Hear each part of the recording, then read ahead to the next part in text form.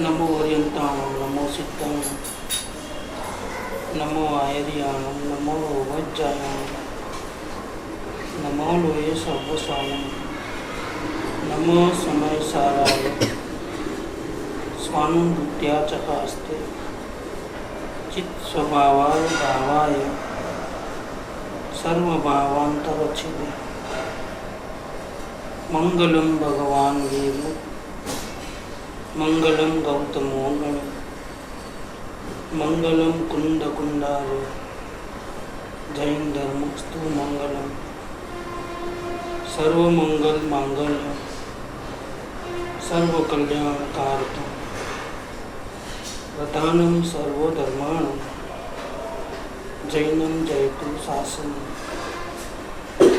ओंकार बिंदु संयुक्तम नित्यं ध्यायन्ते योगिनो कामदं मोक्षदं चैव ओंकाराय नमो।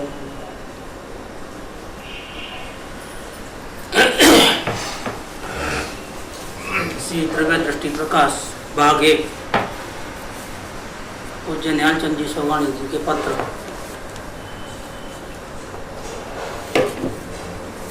नंबर है 19। ये भी कलकत्ता से लिखा गया है 1956 में मार्च महीने में।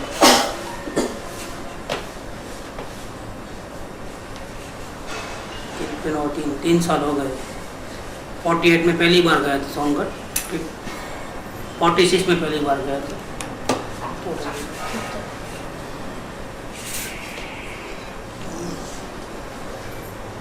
फिर 48 में गए, फिर 53 में गए, 3 बार। और इसको भी 3 साल हो गए, अभी तक गुरुदेव के दर्शन नहीं है। और अजमेर छोड़कर के 50 में इधर आ गए कलकत्ता बिजनेस के लिए। बहुत तकलीफ थी इसलिए ये पत्र वापिस सोनगढ़ को लिखा किसी मुमुक्षु को। ओम श्री सद्गुरु देवाय नमः। आत्मार्थी जगह रख दिया है क्योंकि वो नाम किसी का निकाल दिया हूँ। निहाल चंद्र का धर्म स्नेह। कलकत्ते से एक भाई वहाँ गए थे, सोनगढ़ गए होंगे कोई, और उन्होंने आपके समाचार कहे थे।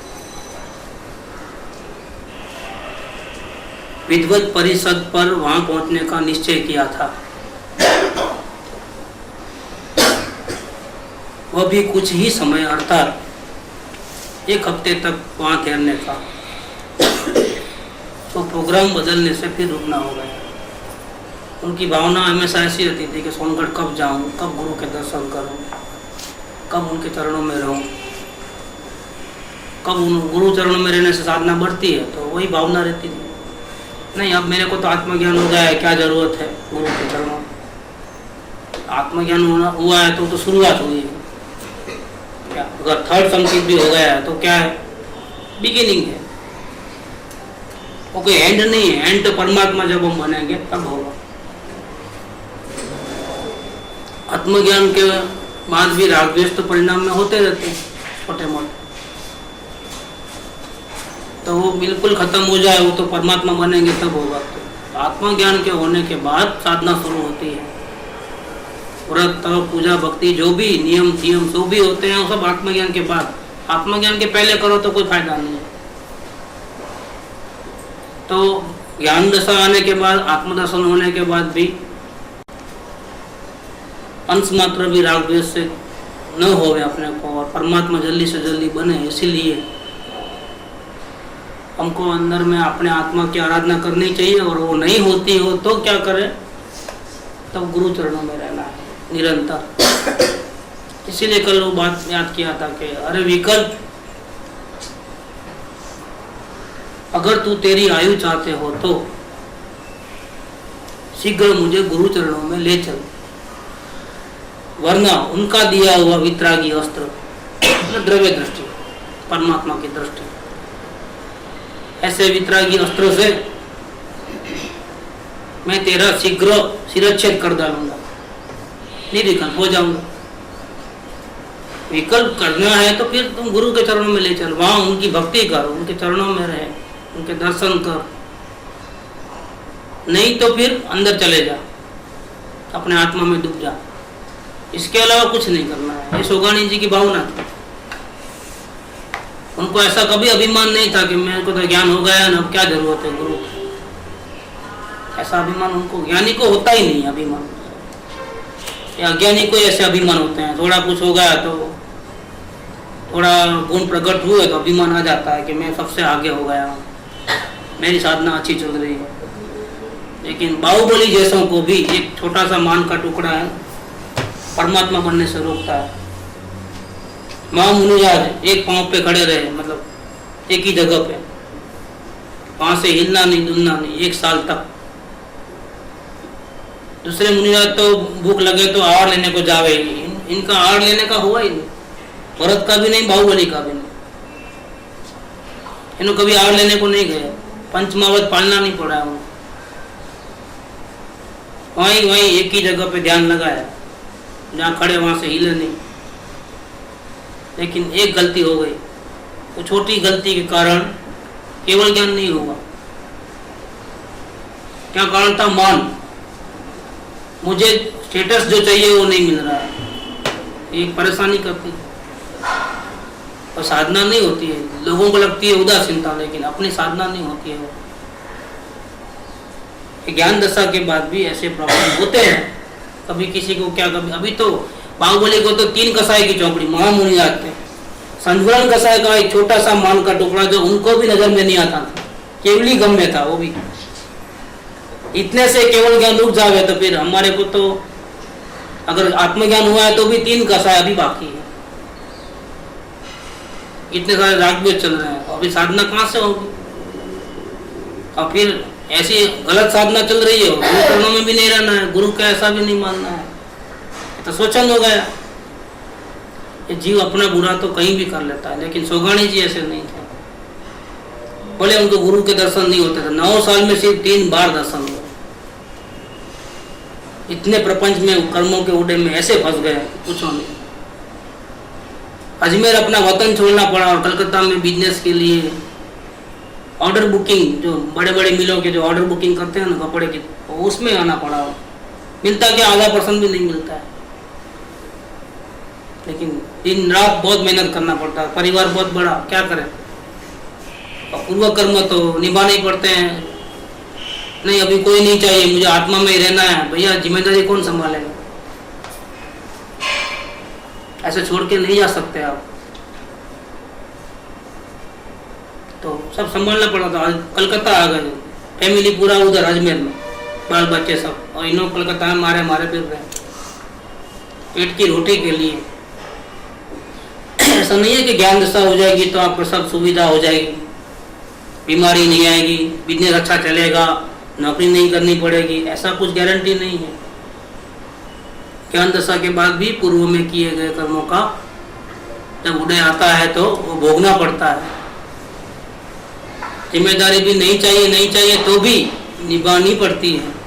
इसलिए साधना करने के लिए घर बार छोड़ने की जरूरत नहीं, कोई रोकता नहीं है अपने। हम हमारे कसायों के कारण दुखी होते हैं। सोगानी जी को निरंतर गुरु चरणों में रहने के भाव थे और बार बार प्लानिंग करते थे, लेकिन पूर्व कर्म ही ऐसे करके आए क्यों प्लान सक्सेस नहीं होता था। यही बात इधर लिखा है उन्होंने कि सोनगढ़ में विद्वानों की परिषद का अरेंजमेंट था। एक टाइमिंग दे दिया था कि ये टाइम में सभी विद्वान वहाँ आएंगे गुरुदेव के पास, और शिविर जैसा वातावरण है, सुबह दोपहर शाम सभी विद्वानों के लेक्चर क्लासेस वगैरह होंगे। सोचा इस अवसर पर मैं चले जाऊंगा, और वो भी हफ्ते भर का ही टाइम था, लेकिन वो प्रोग्राम बदल गया विद्वानों की परिषद का, तारीख चेंज हो गई, फिर वो नहीं आ सकता ऐसा बोलते हैं, फिर रुकना हो गया। प्रोग्राम बदलने से फिर रुकना हो गया। कुछ योग ही ऐसा है। ये कब कह सकते हैं योग ऐसा है? कि हम अपने तरफ से पूरी भावना रखें, तनतोड़ पुरुषार्थ करें, फिर भी अगर अपनी इच्छा के अनुसार न होवे, भावना के अनुसार न होवे, तो क्या समझना कि हमारे पूर्व कर्मों का योग ऐसा है। जहाँ तक हमने हमारा पुरुषार्थ किया, जितनी मेहनत करनी थी की, जितनी भावना बानी थी भाई, लेकिन जरूरी नहीं है कि जैसी हम अभी भावना भाए वैसा का वैसा अभी का अभी फल मिल जाए।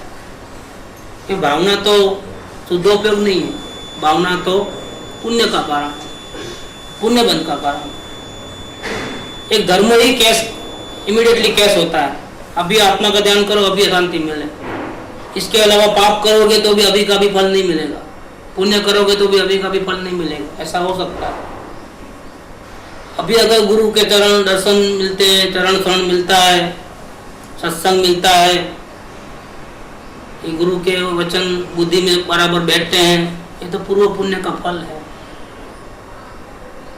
नहीं तो दर्शन भी कहाँ मिलते हैं, दर्शन नहीं मिलते, वाणी सुनने को नहीं मिलते। अभी जो भी हो रहा है ना कांटेक्ट वगैरह, ये पूर्व के पुण्य, कुछ भूतकाल में अच्छे कर्म किए उसके कारण से।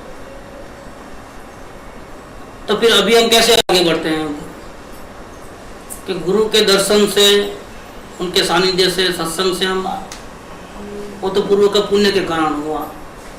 अचानक कोई मिल जाता है, वो एड्रेस मिल जाता है, गुरु के पास पहुंच जाते हैं, तो पूर्व पुण्य है कोई। फिर हमको कैसे फायदा होगा? नहीं, ये पूर्व के पुण्य से फायदा नहीं होगा, ये तो साथ हुआ है और साथ कभी भी बिछड़ जाएगा। ये फायदा कैसे होगा? हमारी भावना से, वर्तमान की भावना होगी अगर सच्ची शुद्ध अंतःकरण, तो गुरु का आशय समझ करके गुरु कैसे रास्ता बताते हैं परिभ्रमण से छूटने का, वो समझ में आ जाएगा और पुरुषार्थ चालू हो जाएगा, अंतर पुरुषार्थ चालू होगा और अपने आत्मा के दर्शन हो जाएंगे तो वहां से गाड़ी अपनी चलेगी बराबर। कुछ योग ही ऐसा है, पूर्व कर्म भी ऐसे हैं कि उत्कृष्ट संयोग से वंचित रहना पड़ रहा है। उत्कृष्ट संयोग से वंचित रहना पड़ रहा है, मतलब मजबूरी है, लाचारी है, हम नहीं चाहते। गुरु के चरणों से, दर्शन से दूर रहे हम नहीं चाहते, हमारी भावना ऐसे कभी होती ही नहीं है। लेकिन क्या करें, पूर्व कर्म ही ऐसे हैं कि गुरु चरणों से, उत्कृष्ट संयोग से वंचित रहना पड़ रहा है। सर्वप्रथम सोनगढ़ गया था 46 में, पहली बार, पहला ही लेक्चर सुने और आत्मज्ञान हुआ 14 घंटे के अंदर। सर्वप्रथम सोनगढ़ गया था, तब ही तीव्र भावना थी कि वहां कोई मकान का प्रबंध कर लूं और निरंतर गुरुदेव के चरणों में लाभ उठाऊं। देखो कैसी भावना रहती है। पहले लेक्चर में आत्मज्ञान हो गया, अब मेरी गरज नहीं है, मेरे को रास्ता मिल गया है, बस अब तो जहाँ होगा वहां कर लूंगा आत्मज्ञान, आगे बढ़ूंगा, मेरा आत्मा तो मेरे पास है ना। अब अभी तो जमाना और बदल गया है, गुरु की वीडियो कैसेट लेके गए तो घर बैठे भी अपन गुरु के दर्शन कर सकते हैं, लाइव जैसा। इंटरनेट पे चालू हो गया तो आज जो यहाँ बोले सोनगढ़ में, तो यहाँ अभी देख लो बोले, इतना वर्ल्ड फास्ट हो गया है। रोज के रोज जैसे लाइव प्रवचन होते हैं, जैसे टीवी में नहीं आते हैं आसाराम बापू का और सबके और इतने लोगों को वहाँ बोलते हैं और यहाँ टीवी पे आ जाता है, यहाँ रिकॉर्डेड कैसेट होती है। जो भी घर में बैठे बैठे, सोफे पे बैठे बैठे, चाय पीते पीते, नाश्ता करते करते आप लेक्चर भी सुनो, टाइम का पूरा सदुपयोग कर सकते हो। लेकिन वो जमाने में नहीं था ऐसा। ये 1953-56 की बात, 46 में गए थे वहाँ। 46 में उन्होंने क्या कहा कि सर्वप्रथम सोनगढ़ गया था, तब ही नहीं, बाद में थोड़ा लाभ ज्यादा मिला, बाद में भावना हुई, ऐसा नहीं, तब ही तीव्र भावना थी। भावना कैसी? मामूली नहीं, कितनी तीव्र भावना थी कि वहां कोई मकान का प्रबंध करूं और निरंतर गुरुदेव के चरणों में लाभ उठाऊं। परंतु योग ऐसा है कि अब के तो वर्षों से भी दर्शन नहीं हो सके हैं। 3 साल से दर्शन नहीं हुआ आपके, 56 में लिखा है, 53 में गए थे,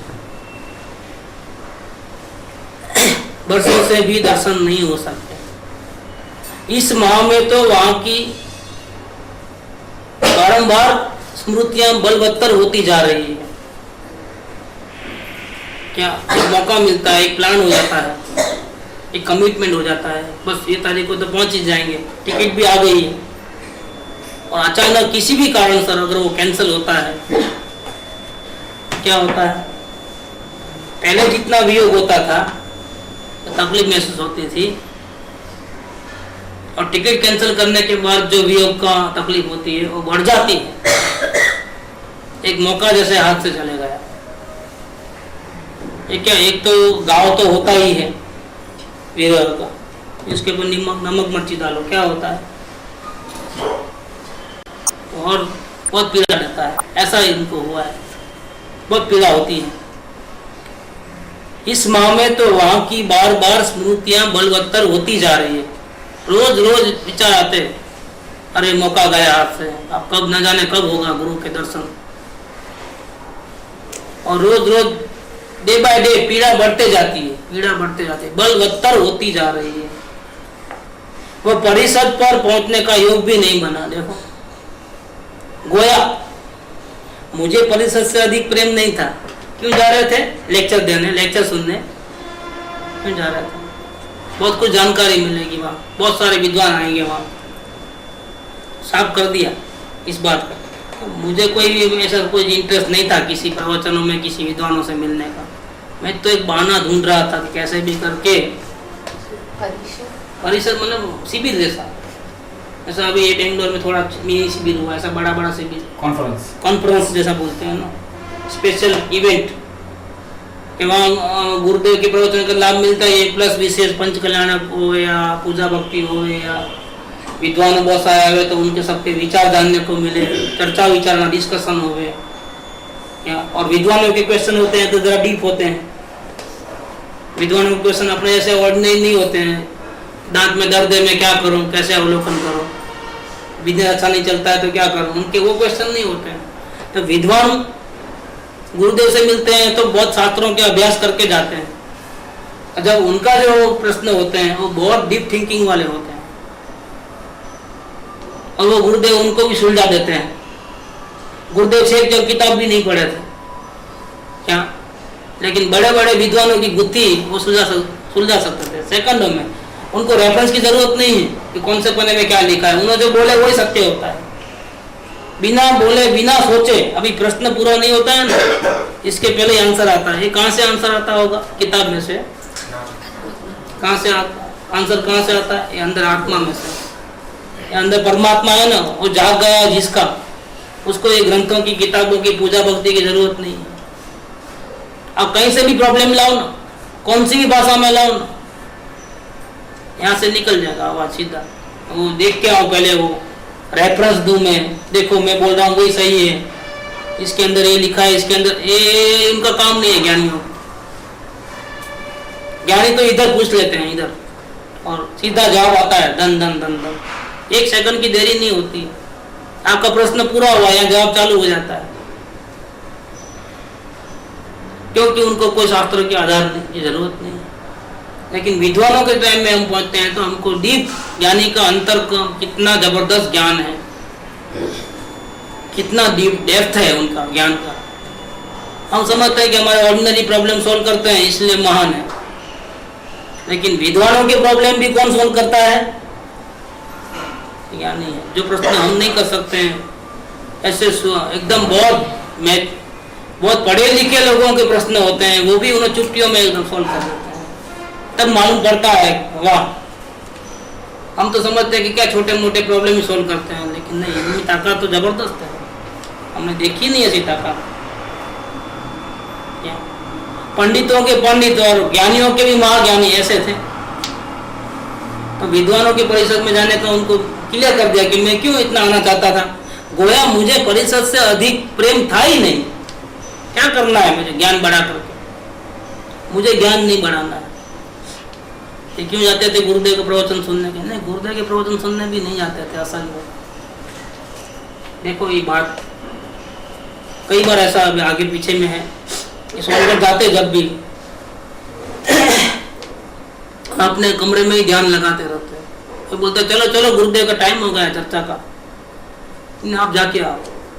अरे कलकत्ता में तो ऐसा छटपटा रहे थे कि गुरु के दर्शन, गुरु की वाणी सुनना है, और यहाँ सोनगढ़ में आए तो क्या कर रहे हो? पौने घंटे का ही प्रोग्राम है, सुन लो, बाद में ध्यान लगाना। ध्यान लगाने को मना थोड़ी करते हैं। पूरा दिन पड़ा है, एक 3 घंटा स्पेयर कर लो गुरुदेव की वाणी सुनने।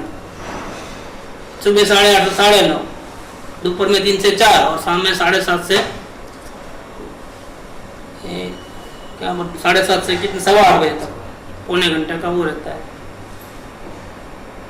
इतना टाइम, वो टाइम में ध्यान करने का सूझा, ये कैसा हो गया? तुझे कोई प्रेम ही नहीं है गुरु के ऊपर, ऐसा बोलते हैं। चलो चलो गुरुदेव के दर्शन भी हो जाएंगे और वाणी भी सुन लोगे। मैंने मेरे गुरु को यहाँ ही बिठा दिया है। फिर कायपुर हो रहे थे कोलकाता में, कब गुरु के चरणों में जाऊं, कब क्या करूं, ये समझना बहुत मुसीबत है। ये समझ में आ जाए तो बेड़ा पार हो जाए। ये परिषद में ज्ञान बढ़ाने के लिए नहीं आते थे सोनगढ़। गोया मुझे परिषद से अधिक प्रेम नहीं था, भी सुयोग समझकर समय चुना था। इस बहाने में मिल वालों को कह सकता हूँ, दूसरे किसी को कह सकता हूँ, भैया देखो हफ्ता भर तो छुट्टी दो कम से कम, इतना बड़ा इवेंट है, फिर बार बार थोड़ा इवेंट होता है। ऐसा करके अपने बॉस से, अपने मालिक से या प्रिंसिपल से परमिशन ले सकता हूँ तो सही बात है। फिर ये मौका तो बार बार नहीं आएगा। बिजनेस तो आगे पीछे कर सकते हैं, लेकिन इवेंट जो होते हैं वो आगे पीछे नहीं होते हैं। परमिशन स्पेशल मिल जाए, खुद ज्ञानी है वो अज्ञानियों के पास परमिशन देना पड़ता है। ऐसी पोजीशन है। हाथी मच्छर को बोले कि भैया रास्ते से हट जा तो मैं जरा आगे बढ़ूं, ये क्या है? ये पूर्व कर्म है, इसका नाम पूर्व कर्म है। कि उनको भी पूछना पड़ता है आजू बाजू सबको राजी रख करके सब हाँ बोले तो फिर आगे बढ़े, नहीं तो फिर एडजस्टमेंट तो हमको करना है। जो ज्यादा बलवान है वो एडजस्टमेंट कर सकता है, कमजोर लोग कैसे एडजस्टमेंट करेंगे? जिनकी साधना अच्छी चलती है वो तो एडजस्टमेंट कर सकता है, लेकिन जिनकी साधना अच्छी नहीं चलती है, उनको अपनी भावना पूरी नहीं होती है तो बहुत तकलीफ हो जाती है। देखो हर जगह डिमांड तो पहले रखता है ये जीव, ऐसा होवे तो ऐसा होवे, लेकिन ये डिमांड बिना प्रेम करने की बात है। समर्पण भाव करना है लेकिन विदाउट एनी डिमांड तो बराबर है। डिमांड के साथ में है तो राय दे सकते हो, भावना व्यक्त कर सकते हो, लेकिन डिसीजन लेना तो फिर अपने अगेंस्ट में हो कि फेवर में हो, वो तो साधना अच्छी चले तो ही होता है, बाकी पॉसिबल नहीं है ये चीज। तकलीफ हो जाती है। हाथी को पूछना पड़ता है मच्छर को कि भैया रास्ता दो तो मैं आगे बढ़ूं, परमिशन है। इसीलिए एक बहाना था, क्या विद्वतों की परिषद क्या था? एक बहाना। कोया मुझे परिषद से अधिक प्रेम नहीं था, फिर भी सुयोग समझकर समय चुना था। ऐसी हालत में पत्र लिखने का विचार हुआ, सो लिखा जा रहा है। ऐसी हालत में मैंने कौन सी हालत में? जाने का अवसर एक था, वो भी हाथ से निकल गया। जो गांव था उसमें सेप्टिक आने से और भी पीड़ा बढ़ गई, वियोग के कारण पीड़ा बढ़ गई। और भी एक तो पहले से ही दुख था, सदगुरु के दर्शन नहीं हो रहे, दूर रहना पड़ रहा है। ज्ञानियों को इतनी तकलीफ होती है क्या सदगुरु के दर्शन नहीं मिले? ज्ञानियों को जब इतनी तकलीफ होती है, बहुत फीलिंग होता है, तो अज्ञानियों को क्या होना चाहिए? बात बात में राग द्वेष हो जाते हैं, बात बात में अशांत हो जाते हैं, टेंशन नहीं लेते, उनको कितना सत्संग की जरूरत है? ये सोचने की बात है। लेकिन क्या करें, वैल्यू जब आती है तब आती है, तब एक सेकंड भी दूर रहना नहीं चाहते हैं। वैल्यू नहीं आती है तो सामने से भी बोले ना सदगुरु कि चलो तुम आ जाना, दो तीन दिन आगे पीछे आ जाना। हाँ हाँ बोलते हैं, लेकिन अंदर लगनी नहीं लगी है ना, क्या करें? मालूम नहीं है। आज्ञा उठाने की भी ताकत चाहिए ना, आज्ञा उठाने, पसीना निकल जाएगा। कृपादेव ने 141 नंबर लिया है।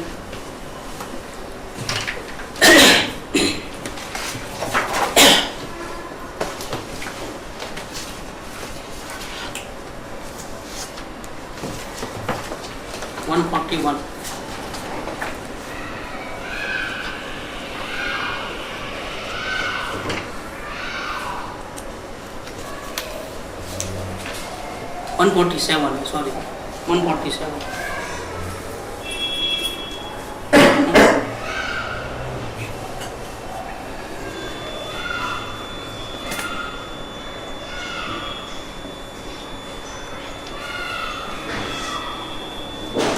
देव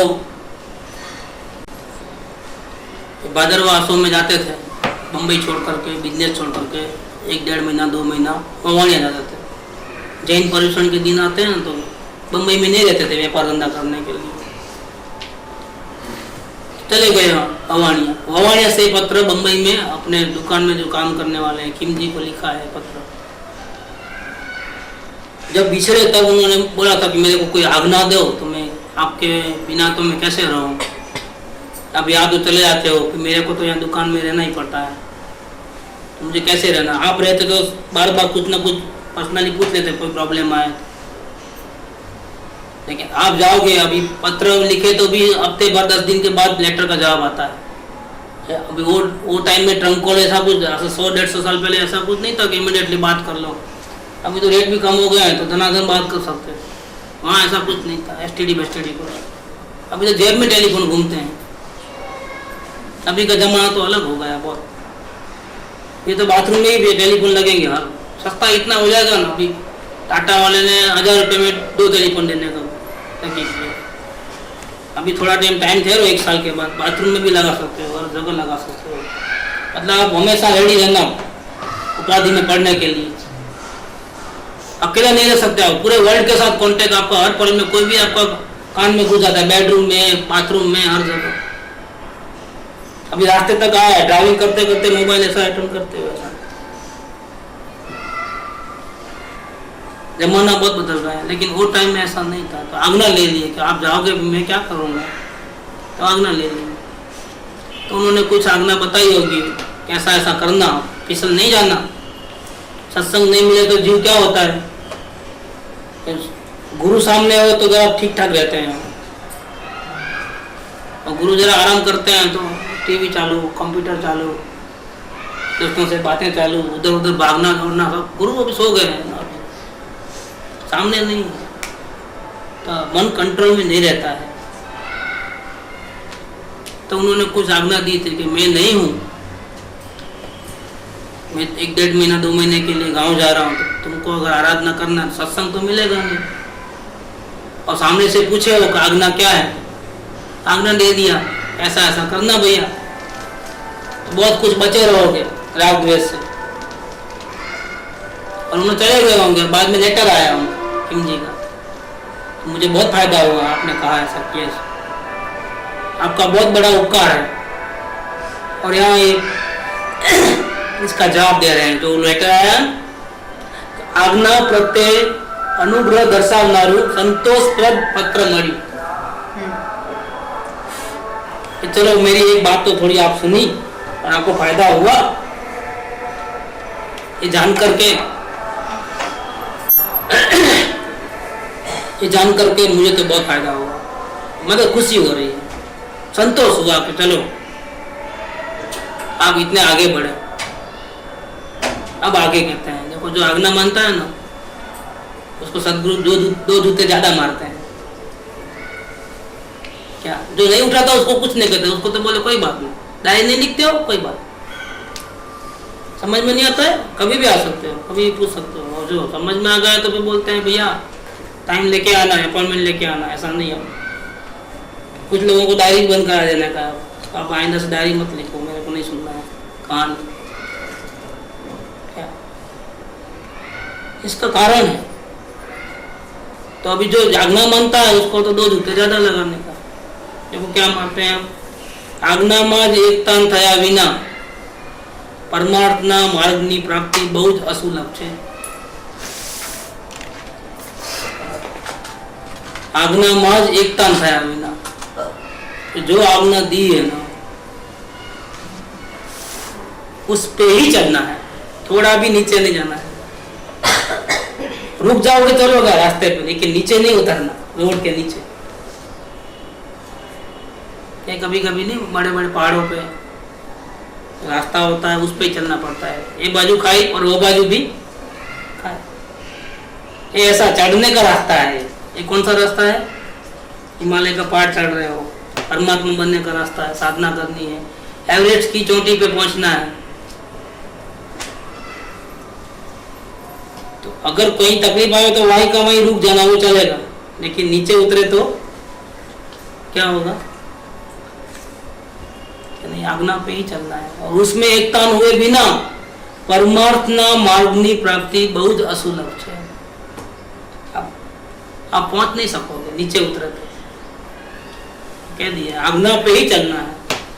ये बहुत बड़े भाग्यशाली होते हैं जिनको गुरु के आज्ञा मिलती है। हमको तो मिले तो भी ठुकरा देते हैं।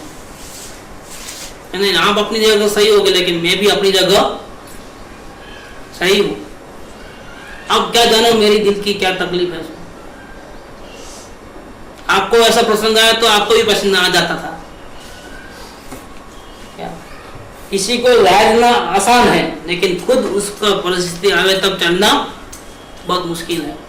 आपको नहीं मालूम मुझे कितनी तकलीफ है। इसीलिए भले ही आप सही बोलते हो, मैं मानता हूं मेरी गलती है भी मानता हूं, लेकिन करके मैं भी मेरी जगह बिल्कुल सही है। परिस्थिति आप नहीं समझते हो। अब यहाँ क्या कह दिया? आज्ञा मार्ग एकतान थया विना परमार्थना मार्गनी प्राप्ति बहुत असुलभ है। मर्जी भैया, जल्दी से पहुंचना है तो आज्ञा उठाना है और नीचे नहीं उतरना है, रोड से नीचे देरी से आना है तो तेरी मर्जी है।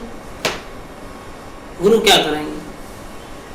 गुरु तो आपको दुखी देख करके करुणा से राय बताते हैं। मानना, नहीं मानना, स्वीकार करना, नहीं स्वीकार करना, वो आपकी फिल्म जैसी बन गई है, ऐसे ही चलोगे आप।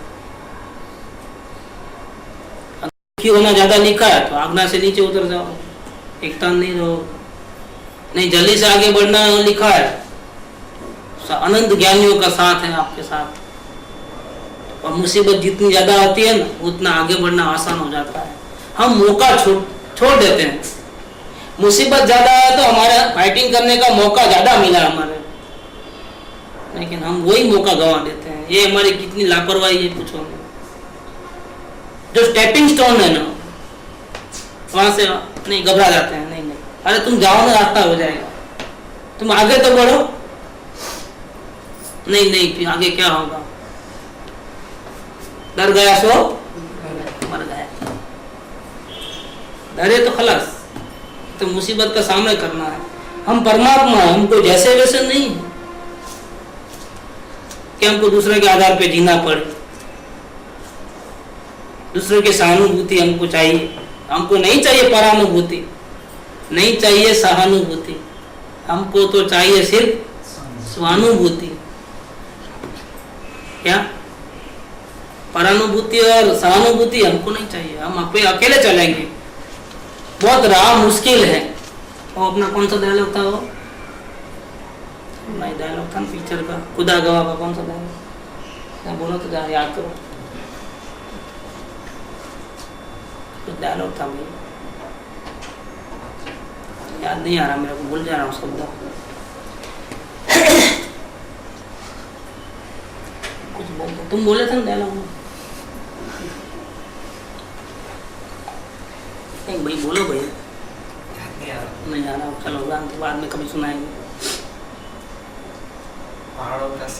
हाँ, वही तो है। क्या हम कायर हैं? क्या हम परमात्मा है? ताकत किसकी ज्यादा है? बेंसली कहते हैं। देखो, बेंसली 2 किताब पढ़े थे, लेकिन अनुभव से कैसी बात आई? हाँ, कर्म अनंत है और तू अकेला है, मालूम है मेरे, लेकिन तू परमेश्वर है। या वो भले ही ज्यादा है, लेकिन उनकी ताकत ज्यादा नहीं, ताकत तेरी ज्यादा है। एक तो क्या है कि तू सो रहा है ना, इसलिए चूहे तेरे पर उछल कूद कर रहे हैं। बाकी तुम कौन हो? तुम शेर हो। जागो, सिर्फ आंख खोलो, बस आंख तुम मत खोलो, तुम जरा ऐसा करो, आंख मत खोलना, क्या ऐसा करना। क्या होंगे? चूहे ऊपर जो उछल कूद कर रहे थे, जैसे मरा हुआ समझ करके उछल कूद कर रहे थे, ऐसा करते ही मालूम पड़ गया है भैया जाग रहा है। क्या होगा? आंख मत खोलना तुम, तेरे सड़बड़ाहट से भी वो भाग जाएंगे। तुम परमेश्वर हो, तुझे नहीं मालूम। बहन से का एक दूसरा भी वचन है, गमे तेरी प्रतिकूलता आवे तो भी हिम्मत नहीं हारना, निराश नहीं होना। तेरा गायक तेरी पास है। नहीं, पहाड़ जेवी जीवन में पहाड़ जेवी प्रतिकूलता आवे, हिम्मत नहीं हारना, हताश नहीं होना, मुंजाइश नहीं, हताश थईस नहीं। तेरा परमात्मा, तेरा गायक तेरे पास है। कैसी बात है? ज्ञानी महावीर के जो शिष्य है, जो ज्ञानियों के शिष्य है, वो कायर नहीं होते हैं, वो वीर होते हैं। वो दुनिया के पीछे नहीं चलते हैं, दुनिया उनके पीछे चलती है। थे ना, हमारी मम्मी तो ऐसी थी ना,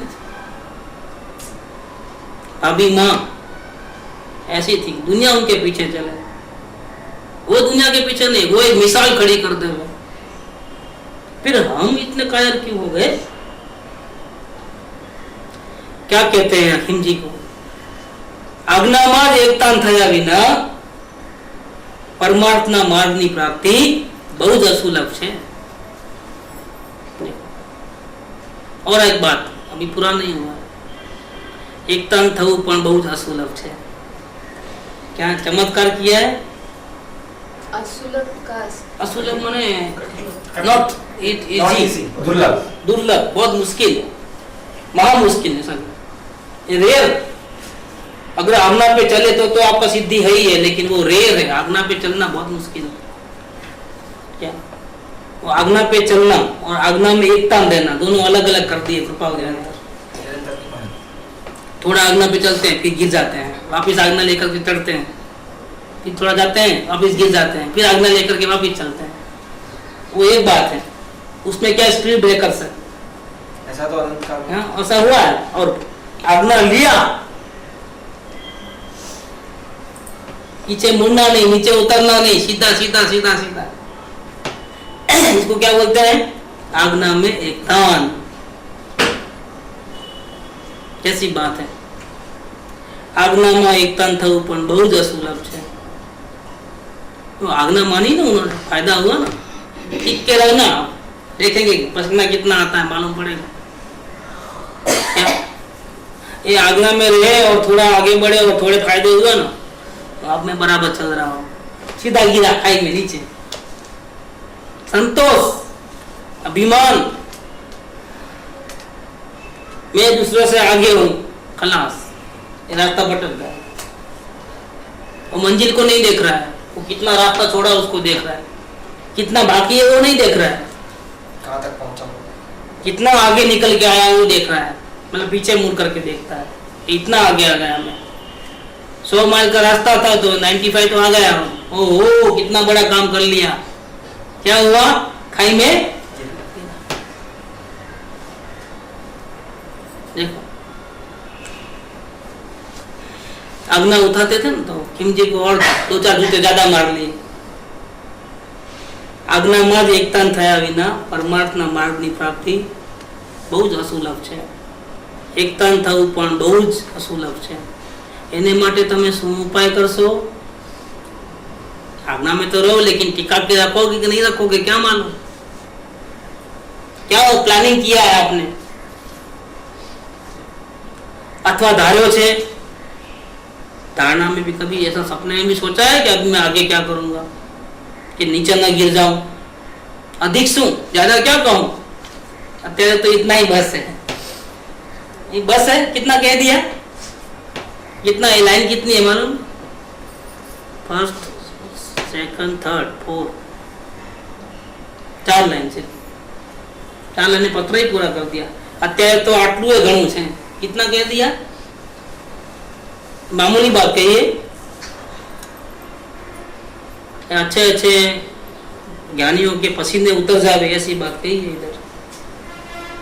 वो भी कब? अनुभव के पहले की बात है, 46 की बात है। अनुभव के पहले उनके वचन में इतनी ताकत थी, अनुभव के बाद तो क्या बात ही क्या करना। इनके पहले के वचन में इतनी ताकत है। यहाँ भी कहते हैं, टाइम तो अपना हुआ है, दूसरा पैराग्राफ लूंगा तो फिर कल बहुत मुश्किल है। ऐसी हालत में गुरु के दर्शन के वियोग में दिल तड़प रहा है, वेदना से भरपूर है। ऐसी हालत में ये पत्र लिख रहा हूँ। मैं पढ़ लेता हूँ क्योंकि फिर थोड़ा विवेचन नहीं करता हूँ। अब देखो मेन बात कहते हैं जो उनकी अंतर आराधना थी। जिस आत्मद्रव्य में परिणाम मात्रा का अभाव है उसमें जम गया हूँ। ये जो वचन है ना जबरदस्त निकलेंगे आप। परिणाम सहज जैसा होता है होने दो। हे गुरुदेव, आपके इन वचनों ने अपूर्व निश्चलता पैदा कर दी है। चंचलता है, निश्चलता है, वो तो परिणाम में है, मैं तो नित्य हूं, मेरे में नहीं। यह अनुभव अपूर्व है। परिणाम क्षण क्षण निराकुलता की वृद्धि पाते हैं तो पण निश्चय राजचंद्र मन ने रहो। गुरु आज्ञाए थासु तेज स्वरूप जो। ताकत देखो भगवानी जी की। सम्यक पुरुषार्थ से या तो पुण्य योग होकर के, अनुकूलता प्राप्त होकर के, ये लाइन बहुत जबरदस्त है। सम्यक पुरुषार्थ से मतलब आत्मद्रव्य की दृष्टि से, या फिर पुण्य योग होकर अनुकूलता प्राप्त होकर राग टूटे, अथवा तीन पॉइंट बताए हैं, अथवा पुण्य के अभाव में वितरागता बढ़ करके राग टूटे। राग टूटने का 3 पोजीशन है, या तो अंदर दृष्टि हो जाए तो राग उत्पन्न हो। दूसरा जो चाह है हमारी संसार में, वो पुण्य का उदय आवे और वो चाह अनुकूलता हो जाए, सब पूरी हो जाए, राग टूट जाए। या और एक भी रास्ता है कि चाह हो पूरी न हो, वितरागता बढ़े। क्या बैलेंसिंग, अंदर नहीं जाते हैं और पुण्य भी नहीं है। अब तीसरा तड़पते हैं, और तड़पने में से क्या होता है, वितरागता पैदा होती है, उदासीनता होती है, और राग गया। ये 3 राग जाने के 3 लक्षण है। क्या जबरदस्त है। देखो, पुण्य के अभाव में वितरागता बढ़कर राग टूटे, लेकिन राग टूटना निश्चित है। क्या? क्योंकि श्रद्धा ने आत्मा ने दर्शन किया उसका राग और अराग रहित, राग अराग रहित स्वभाव का आश्रय लिया है। परमात्मा उसके पीछे। स्वभाव भी उसको जीते तो नहीं देगा। सवाल ही नहीं, इम्पॉसिबल। वो तो सेकंड संगीत के बाद तो खलास, कांडे कट गए, पैर कट गए, अब संसार में जाना है तो भी नहीं जा सकता, लंगड़ो थे खलास। राग अराग रहित स्वभाव का आश्रय दिया है। वह वीर्य की क्षण क्षण उधर ही उधर सहज उन्मुक्ता होने से, सहज उन्मुक्ता, राग की तरफ उन्मुक्ता, पीठ हो गई है ऑटोमेटिक, उनको पीठ करनी नहीं पड़ती है, क्योंकि बार बार आत्मा सन्मुख में आ ही जाता है, दृष्टि में आ ही जाता है, और संसार की वह पीठ हो जाती है। पहले तो पूरा दिन संसार के सामने ही आंखें थी, कान भी वहां थे, सब 5 इंद्रियां वहां, मन भी वहां। अभी ऐसा नहीं हो रहा, अभी ऑटोमेटिकली बार बार स्वरूप की जागृति रहती है। वीर्य की क्षण क्षण उधर ही उधर सहज उन्मुक्ता होने से ज्ञान आनंदमयी अरागी परिणाम ही वृद्धिगत होंगे। यह नियम प्रत्यक्ष अनुभव गम्य है। ये बात मैं शास्त्र में से नहीं कहता हूँ, कर्णन योग का शास्त्र पढ़ करके मैं स्वयं इसको अनुभव कर रहा हूँ। अभी रात्रि के 8 बजे हैं, मंदिर जी जाने का समय है, अतः बंद करता हूँ। सबको धर्म स्नेही निहाल चंद्र। ये 19 नंबर का पत्र का पूरा पढ़ तो लिया है, लेकिन जो मेन पार्ट है वो अभी शुरू होने वाला है, ये कल शुरू होगा। गुरु से दूर रह करके जो उन्होंने साधना की है, अंतर की, कितनी जबरदस्त की है, वो कल चलेगा। ये